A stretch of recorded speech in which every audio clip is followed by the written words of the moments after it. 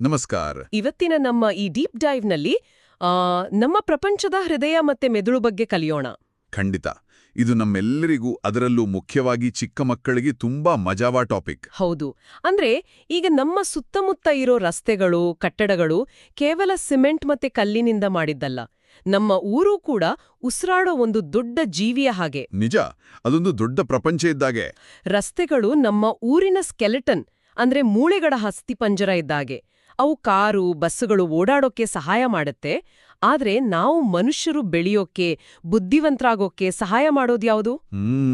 ಅದನ್ನೇ ನಾವು social infrastructure ಅಂತ ಕರೆಯೋದು. ಓಹೋ, ಸೋಷಿಯಲ್ ಇನ್ಫ್ರಾಸ್ಟ್ರಕ್ಚರ್ ಅಂದ್ರೆ ನಾವು ಪ್ರತಿದಿನ ಹೊಸ ವಿಷಯಗಳನ್ನ ಕಲಿಯೋಕೆ ಹೋಗುವ ಶಾಲೆಗಳು, ಆಟಾಡೋ ಪಾರ್ಕ್, ಹುಷಾರಿಲ್ಲದಾಗ ಹೋಗುವ ಆಸ್ಪತ್ರೆ. ಮತ್ತೆ ಮನೆಗೆ ಬರುವ ಕ್ಲೀನ್ ಡ್ರಿಂಕಿಂಗ್ ವಾಟರ್ ಕೂಡ ಅಲ್ವಾ? ಹೌದು ಹೌದು. ಇವೆಲ್ಲವೂ ಊರಿನ ಹೃದಯ ಬಡಿತಾ ಇದ್ದಾಗೆ. ಹಾಗೆ ಊರನ್ನು ಕ್ಲೀನಾಗಿಡುವ ಸೀವರ್ ಸಿಸ್ಟಮ್ಸ್ ಕೂಡ ಇದರಲ್ಲಿ ಸೇರುತ್ತೆ. ಅಂದ್ರೆ ಇದು ನಮ್ ದೇಹದಲ್ಲಿರೋ ರಕ್ತಶುದ್ಧಿ ಮಾಡೋ ವ್ಯವಸ್ಥೆ ಹಾಗೆ ಕೆಲಸ ಮಾಡುತ್ತೆ ಅನ್ಸುತ್ತೆ ಅಲ್ವಾ? ಎಕ್ಸಾಕ್ಟ್ಲಿ. ಕೆಟ್ಟ ನೀರನ್ನ ಆಚೆ ಹಾಕಿ ನಮ್ಗೆ ಯಾವ ಕಾಯಿಲೆಯೂ ಬರದ ಹಾಗೆ ನೋಡ್ಕೊಳ್ಳುತ್ತೆ. ಖಂಡಿತ. ಆದ್ರೆ ಒಂದು ಡೌಟ್. ಹೊಸ ಶಾಲೆ ಅಥವಾ ದೊಡ್ಡ ಆಸ್ಪತ್ರೆ ಕಟ್ಟುವಾಗ ನಾವು ತುಂಬಾ ಮರಗಳನ್ನ ಕತ್ತರಿಸ್ಬೇಕಾಗತ್ತೆ ಅಲ್ವಾ? ಹೌದು. ಇದು ಪ್ರಕೃತಿಗೆ, ಅಂದ್ರೆ ನಮ್ಮ ಭೂಮಿಗೆ ತೊಂದರೆ ಮಾಡಿದಾಗ ಆಗಲ್ವಾ? ತುಂಬಾ ಒಳ್ಳೆ ಪ್ರಶ್ನೆ. ಅದಕ್ಕಾಗಿಯೇ ನಾವು ಸಸ್ಟೇನಬಲ್ ಇನ್ಫ್ರಾಸ್ಟ್ರಕ್ಚರ್ ಬಳಸಬೇಕು. ಸಸ್ಟೇನಬಲ್ ಇನ್ಫ್ರಾಸ್ಟ್ರಕ್ಚರ್ ಅಂದ್ರೆ ಪರಿಸರನ್ನ ಉಳಿಸೋದು ಅಂತಾನಾ? ಹೌದು. ಇದರ ಅರ್ಥ ಕಟ್ಟಡಗಳನ್ನ ಕಟ್ಟುವಾಗ ಭೂಮಿಗೆ ಯಾವುದೇ ಹಾನಿ ಮಾಡದಿರುವುದು. ಉದಾಹರಣೆಗೆ, ಶಾಲೆಗಳಲ್ಲಿ ದೊಡ್ಡ ದೊಡ್ಡ ಕಿಟಕಿಗಳನ್ನ ಇಡೋದ್ರಿಂದ ಸೂರ್ಯನ ಬೆಳಕು ಚೆಂದಾಗ್ ಬರುತ್ತೆ. ಕರೆಕ್ಟ್. ಆಗ ಲೈಟ್ ಹಾಕೋ ಅವಶ್ಯಕತೆ ಇರೋದಿಲ್ಲ. ಇದಕ್ಕೆ ಗ್ರೀನ್ ಡಿಸೈನ್ ಅಂತಾರೆ. ಓ, ಗ್ರೀನ್ ಡಿಸೈನ್, ಸೂಪರ್. ಹಾಗೆಯೇ ಸೂರ್ಯನ ಬಿಸಿಲಿನಿಂದಲೇ ಕರೆಂಟ್ ತಯಾರಿಸುವ ರಿನ್ಯೂಬಲ್ ಎನರ್ಜಿ ಬಳಸುವುದು. ಮತ್ತೆ ಪ್ರಾಣಿ ಪಕ್ಷಿಗಳಿಗೆ ತೊಂದರೆ ಆಗದಂತೆ ಕಾಡನ್ನ ಉಳಿಸುವ ಮೂಲಕ ಬಯೋಡೈವರ್ಸಿಟಿ ಕಾಪಾಡುವುದು ಇದರ ಮುಖ್ಯ ಉದ್ದೇಶ. ಅಂದ್ರೆ ಭೂಮಿಯನ್ನ ಕಾಪಾಡುವುದು. ಹಾಗಾದ್ರೆ ನಮ್ ಜೊತೆ ಇರೋ ಎಲ್ಲರಿಗೂ, ಅಂದ್ರೆ ನಡೆಯಲು ಕಷ್ಟ ಆಗೋವರಿಗೂ ಈ ಕಟ್ಟಡಗಳು ಸಹಾಯ ಮಾಡ್ಬೇಕಲ್ವಾ? ಖಂಡಿತ ಮಾಡಬೇಕು. ಅದನ್ನೇ ನಾವು ಇನ್ಕ್ಲೂಸಿವ್ ಡಿಸೈನ್ ಅಂತ ಕರೆಯೋದು. ಓಕೆ, ಅದು ಹೇಗೆ ಕೆಲಸ ಮಾಡುತ್ತೆ? ಕೇವಲ ಮೆಟ್ಟಿಲುಗಳನ್ನ ಕಟ್ಟುವ ಬದಲು ವೀಲ್ಚೇರ್ ಸುಲಭವಾಗಿ ಹೋಗಲು ರ್ಯಾಂಪ್ ಕಟ್ಟುವುದು. ಇದರಿಂದ ವಯಸ್ಸಾದ ಅಜ್ಜ ಅಜ್ಜಿ ಕೂಡ ಆರಾಮಾಗಿ ದೇವಸ್ಥಾನಕ್ಕೋ ಅಥವಾ ಲೈಬ್ರರಿಗೂ ಹೋಗ್ಬೋದಲ್ವಾ? ಹೌದು. ಎಲ್ಲರೂ ಒಟ್ಟಿಗೆ ಸೇರಿ ಬದುಕೋಕೆ ಇದು ತುಂಬಾ ಮುಖ್ಯ. ಇದೆಲ್ಲ ಕೇಳೋಕೆ ತುಂಬಾ ಚೆನ್ನಾಗಿದೆ. ಅದೇ ಇಷ್ಟೆಲ್ಲ ದೊಡ್ಡ ಆಸ್ಪಿಟಲ್, ರಸ್ತೆಗಳನ್ನ ಕಟ್ಟಿದ ಮೇಲೆ ಇವುಗಳನ್ನ ನೋಡ್ಕೊಳ್ಳೋರು ಯಾರು? ಎಲ್ಲದಕ್ಕೂ ಒಬ್ಬ ಬಾಸ್ ಇರ್ಬೇಕು ಅಲ್ವಾ? ಹೌದು. ಬಾಸ್ ಯಾರು ಇಲ್ಲಿ? ಇದನ್ ನೋಡ್ಕೊಳ್ಳೋಕೆ ಬೇರೆ ಬೇರೆ ತಂಡಗಳಿರುತ್ತೆ.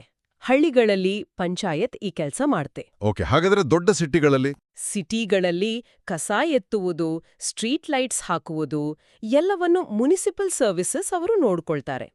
ಯಾರಾದ್ರೂ ರಸ್ತೆಯಲ್ಲಿ ಕಸ ಬಿಸಾಕಿದ್ರೆ ಅಥವಾ ಸಾರ್ವಜನಿಕ ಆಸ್ತಿಗೆ ಹಾನಿ ಮಾಡಿದ್ರೆ ರೆಗ್ಯುಲೇಷನ್ಸ್ ಅಂಡ್ ಪೆನಾಲ್ಟೀಸ್ ಇರುತ್ತೆ. ಅಂದ್ರೆ ತಪ್ಪು ಮಾಡದವರಿಗೆ ದಂಡ ಹಾಕ್ತಾರೆ. ಹೌದು. ಒಂದು ನಿಮಿಷ. ನಾವು ದಂಡ ಕಟ್ಟಬಾರ್ದು ಅಂತ ಕಸ ಬಿಸಾಕಬಾರ್ದು, ಸರಿ. ಆದ್ರೆ ಒಂದು ಪಾರ್ಕ್ ಬೆಂಚ್ ಮುರಿದು ಹೋದ್ರೆ ಅದು ಅವರ ಕೆಲಸ ಅಂತಾನಾ? ಹೌದು, ಅದು ಮುನ್ಸಿಪಲ್ ಸರ್ವಿಸಸ್ ಅವರ ಕೆಲಸ ಅಲ್ವಾ? ಅದರಲ್ಲಿ ನಮ್ಮ ಕೆಲಸ ಏನಿದೆ? ಅಲ್ಲಿಯೇ ನಾವು ಅರ್ಥ ಮಾಡಿಕೊಳ್ಳಬೇಕಾದ ಮುಖ್ಯ ವಿಷಯ ಇರೋದು. ಇದೆಲ್ಲವೂ ಕೇವಲ ಲೀಡರ್ಗಳ ಅಥವಾ ಸರ್ಕಾರದ ಕೆಲಸ ಅಲ್ಲ. ಮತ್ತೇನು? ಪ್ರತಿಯೊಬ್ಬರಿಗೂ ಸಿವಿಕ್ ರೆಸ್ಪಾನ್ಸಿಬಿಲಿಟಿ ಇರುತ್ತೆ. ರಸ್ತೆ, ಪಾರ್ಕ್, ಶಾಲೆ ಇವೆಲ್ಲವೂ ಪಬ್ಲಿಕ್ ಪ್ರಾಪರ್ಟಿ. ಅಂದ್ರೆ ಅದು ನಮ್ಮೆಲ್ಲರ ಸ್ವತ್ತು, ನಮ್ದೇ ಮನೆ ಇದ್ದಾಗೆ. ಓಹೋ, ನಮ್ಮ ಮನೆ ವಸ್ತು ಮುರಿದ್ರೆ ನಾವೇ ಸರಿ ಮಾಡ್ತೀವಿ ಅಲ್ವಾ? ಹಾಗೆ. ಎಕ್ಸಾಕ್ಟ್ಲಿ. ಪಾರ್ಕ್ ಬೆಂಚ್ ಮುರಿದ್ರೆ ಅದನ್ನ ರಿಪೋರ್ಟ್ ಮಾಡೋದು ನಮ್ಮ ಮೇಂಟೆನೆನ್ಸ್ ಕೆಲಸ. ಹಾಗೆ ನಮ್ಮ ಏರಿಯಾದಲ್ಲಿ ಎಲ್ಲರೂ ಸೇರಿ ಗಿಡ ನಡೋದಕ್ಕೆ ಕಮ್ಯುನಿಟಿ ಪಾರ್ಟಿಸಿಪೇಷನ್ ಅಂತಾರೆ. ನಾವೆಲ್ಲ ಒಂದೇ ಟೀಮ್ ಇದ್ದಾಗೆ. ಅಂದ್ರೆ ನಮ್ಮೂರು, ನಮ್ಮ ಮನೆ. ಆದ್ರೆ ಇಷ್ಟೆಲ್ಲ ಕಷ್ಟಪಟ್ಟು ರಸ್ತೆ, ಸೇತುವೆ ಕಟ್ಟಿದ್ರೆ ಇಡೀ ದೇಶಕ್ಕೆ ಏನ್ ಲಾಭ ಆಗತ್ತೆ? ಕೇವಲ ಓಡಾಡೋಕೆ ಮಾತ್ರನಾ? ಇಲ್ಲವೇ ಇಲ್ಲ. ಇದರಿಂದ ತುಂಬಾ ಲಾಭ ಇದೆ. ಒಂದು ಹೊಸ ಫ್ಯಾಕ್ಟ್ರಿ ಅಥವಾ ಆಸ್ಪತ್ರೆ ಕಟ್ಟಿದಾಗ ಎಂಪ್ಲಾಯ್ಮೆಂಟ್ ಜನರೇಷನ್ ಆಗತ್ತೆ. ಎಂಪ್ಲಾಯ್ಮೆಂಟ್ ಜನರೇಷನ್ ಅಂದ್ರೆ ಕೆಲ್ಸ ಸಿಗೋದು ಅಲ್ವಾ? ಹೌದು. ಅಲ್ಲಿ ಕೆಲಸ ಮಾಡಲು ಡಾಕ್ಟರ್, ನರ್ಸ್, ಡ್ರೈವರ್ಗಳಿಗೆ ಕೆಲಸ ಸಿಗತ್ತೆ. ಅವರು ಕೆಲಸ ಮಾಡಿದಾಗ ಅವರಿಗೆ ಹಣ ಸಿಗತ್ತೆ. ಆ ಹಣದಿಂದ ಅವರು ತಮ್ಮ ಮಕ್ಕಳಿಗೆ ಒಳ್ಳೆ ಊಟ, ಬಟ್ಟೆ ಕೊಡಿಸ್ಬೋದು. ಇದರಿಂದ ಇಂಡಸ್ಟ್ರಿಯಲ್ ಡೆವಲಪ್ಮೆಂಟ್ ಆಗಿ ಇಡೀ ದೇಶಕ್ಕೆ ಎಕನಾಮಿಕ್ ಪ್ರಾಸ್ಪೆರಿಟಿ ಬರುತ್ತೆ. ಕರೆಕ್ಟ್. ಹಾಗೆ ಹಳ್ಳಿ ಮತ್ತೆ ಸಿಟಿಯನ್ನ ಸೇರಿಸುವ ರಸ್ತೆಗಳು ಚೆನ್ನಾಗಿದ್ರೆ ಹಳ್ಳಿಯ ರೈತರು ಬೆಳೆದ ತಾಜಾ ತರಕಾರಿ ಹಣ್ಣುಗಳನ್ನ ಬೇಗ ಸಿಟಿಗೆ ತಂದು ಮಾರಬಹುದಲ್ವಾ? ಹೌದು, ಇದರಿಂದ ರೈತರಿಗೂ ಲಾಭ, ನಮಗೂ ಒಳ್ಳೆ ಊಟ ಸಿಗುತ್ತೆ. ಇದಕ್ಕೆ ರೂರಲ್ ಅರ್ಬನ್ ಕನೆಕ್ಟಿವಿಟಿ ಅಂತಾರೆ. ಆಮೇಲೆ ಮಳೆ ಅಥವಾ ಪ್ರವಾಹ ಬಂದಾಗ ಜನರನ್ನು ಬೇಗ ಕಾಪಾಡಲು, ರೆಸ್ಕ್ಯೂ ಟೀಮ್ ಹೋಗಲು, ಡಿಸಾಸ್ಟರ್ ರೆಸ್ಪಾನ್ಸ್ಗೂ ಈ ಒಳ್ಳೆ ರಸ್ತೆಗಳು ಬೇಕೇ ಬೇಕು. ಮತ್ತೆ ಬೇರೆ ದೇಶದವರು ನಮ್ಮ ತಾಜ್ ಮಹಲ್ ನೋಡ್ಲು ಬಂದಾಗ ಅವರಿಗೆ ಓಡಾಡಲು ಒಳ್ಳೆ ಏರ್ಪೋರ್ಟ್ ರಸ್ತೆ ಇದ್ರೆ ಟೂರಿಸಂ ಡೆವಲಪ್ಮೆಂಟ್ ಕೂಡ ಆಗುತ್ತೆ ಅಲ್ವಾ? ಖಂಡಿತ.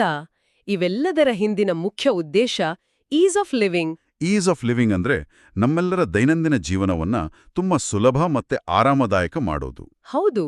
ಭವಿಷ್ಯದಲ್ಲಿ ಇನ್ನೋವೇಷನ್ ಇನ್ ಇನ್ಫ್ರಾಸ್ಟ್ರಕ್ಚರ್ ಇಂದ ರಸ್ತೆಯಲ್ಲಿ ಹೋಗುವಾಗಲೇ ಎಲೆಕ್ಟ್ರಿಕ್ ಕಾರ್ಗಳನ್ನ ಚಾರ್ಜ್ ಮಾಡುವ ಸ್ಮಾರ್ಟ್ ರೋಡ್ಸ್ ಬರ್ಲಿವೆ ಗೊತ್ತಾ? ನಿಜನಾ?